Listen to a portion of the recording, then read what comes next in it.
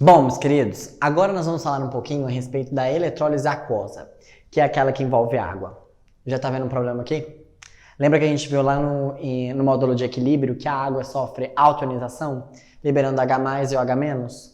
Então a gente vai ter um cátion dentro desse meio e eu vou ter um ânion dentro desse meio que vão competir com o cátion e o ânion do meu eletrólito.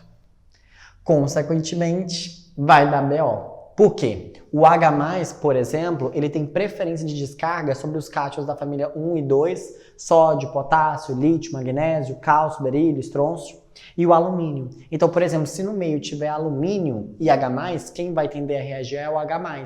E aí ele vai receber os dois elétrons e formar gás hidrogênio.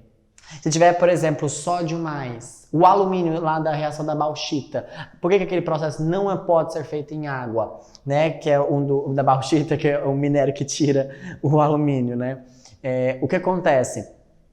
Por que aquele processo lá não pode ser utilizado em meio aquoso? Porque o alumínio ele não vai sofrer a descarga porque o hidrogênio, o H+, né, tem preferência sobre ele. Consequentemente, não dá para fazer aquele processo em eletrólise aquosa. Então, o que você tem que entender? Por que a eletrólise aquosa, apesar de ser barata, é só jogar água ali, né, galera? Mais barata, acaba sendo desvantajosa, porque ela promove a competição de íons, tudo bem? E a hidroxila, ela vai ter preferência quando você tiver o fluoreto, o F-, ele não vai conseguir sofrer esse processo, certo?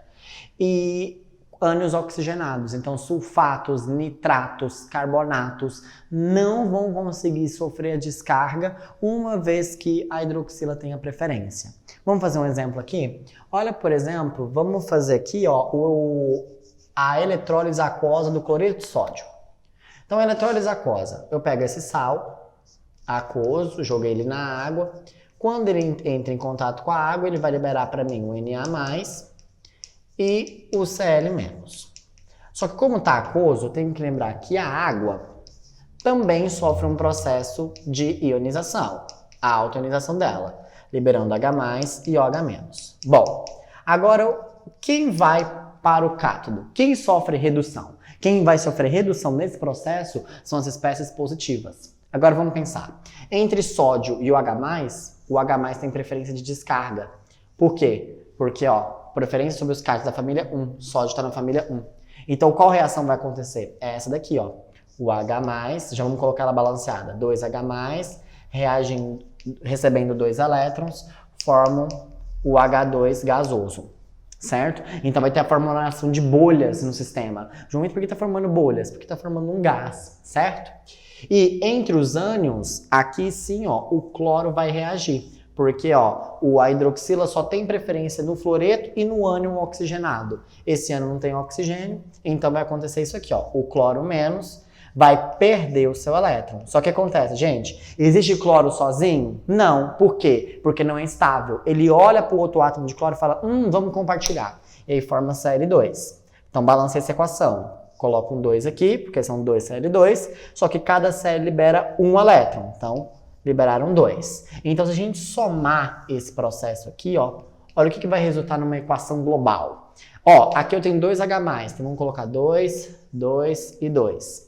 E aqui eu tenho 2 cloros, vou multiplicar aqui tudo por 2. João Vitor, por que você está fazendo isso? Para cortar tudo, quer ver? Ó, presta atenção. 2 cloros simplificou com 2 cloro.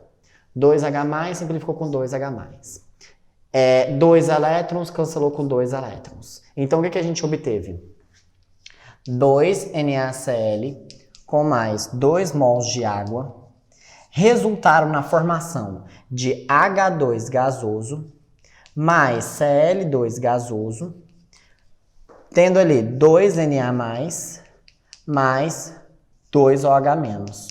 O que acontece, gente? Isso aqui, ó, tá em água, ó, ficou na solução. E isso aqui evaporou, foi embora da solução porque é gasoso, é insolúvel em água, a solubilidade muito baixa.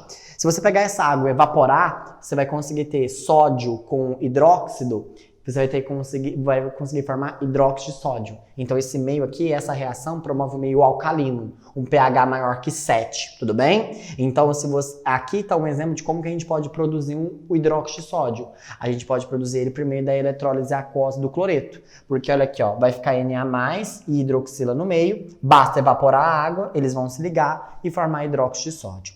Um outro ponto importante é a questão do seguinte, observem, se a gente não tivesse a água, o sódio teria reagido, recebido o elétron e formado sódio metálico. Aqui já não acontece esse processo. Tá vendo? A desvantagem e as vantagens quando a gente compara a eletrólise aquosa da eletrólise ígnea. Tudo bem?